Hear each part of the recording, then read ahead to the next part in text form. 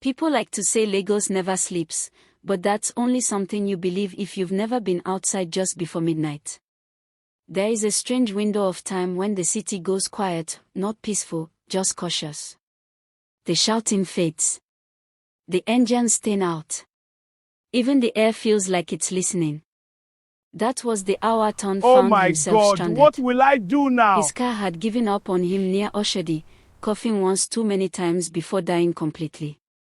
He sat behind the wheel for a moment, forehead resting against it, listening to the ticking sound of an engine that wasn't coming back to life. When the mechanic finally answered his call, the response was short and final. Tomorrow. Ton checked the time. 11:38 p.m. He didn't like being out that late, but sleeping in the car wasn't an option. He grabbed his backpack, locked the door, and walked toward the bus stop. If he was lucky, he'd catch the last Danfo heading toward CMS. When he saw the bus, relief washed over him so fast he didn't stop to question it. It was a normal yellow Danfo. Old dents. Faded paint. Nothing special. It was already waiting at the stop, engine running, doors open. What felt strange, though he couldn't explain why, was the silence. No conductor calling destinations. No argument about change. No music blaring from Ton's speakers. Just the bus. Ton climbed in and paused. The air inside was thick, like it had been sitting there too long. Several passengers were already seated, men and women of different ages, but none of them spoke. None of them even looked up. They stared straight ahead as if they were afraid of missing something important. He moved slowly down the aisle and sat near the back. As the doors closed, the bus began to move. Not with the usual shake and groan, but smoothly. Almost gently.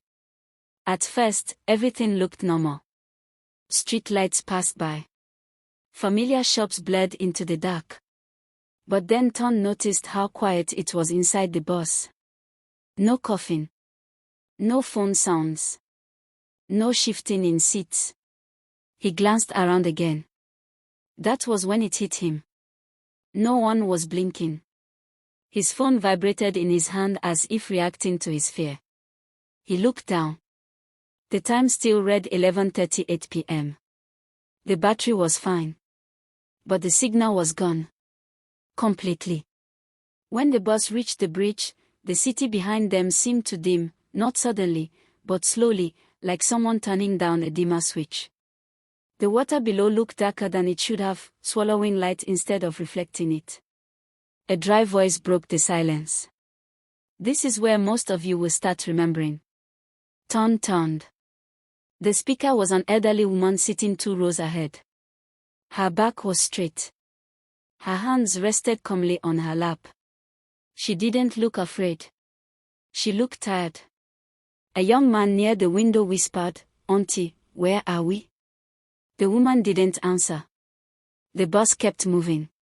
Ton stood up. His legs felt weak. "Driver," he said, trying to sound calm. "I want to get down." The bus didn't slow. The driver finally spoke, his voice low and steady. "You can't get down after the crossing." That was when the bus began to feel smaller. No one screamed. No one fought. Instead, something worse happened. People started talking quietly, not to each other, but to themselves. "I should have gone back. I took land that wasn't mine. I lied. I lied too much." Each confession landed heavy in the air. Memories Ton had buried for years began crawling back. Promises he broke. A visit he postponed until it was too late. A warning his father once gave him that he laughed off. The old woman finally turned and looked at them. "This bus doesn't carry bodies," she said. "It carries deaths." The bus slowed. Fog rolled in from nowhere, thick and cold, pressing against the windows. When the bus stopped and the doors opened, the air outside felt older. They were no longer in Lagos. Mud houses stood in rows, half swallowed by mist. No lights. No voices. Somewhere in the distance, drums beat slowly, though no drummer could be seen.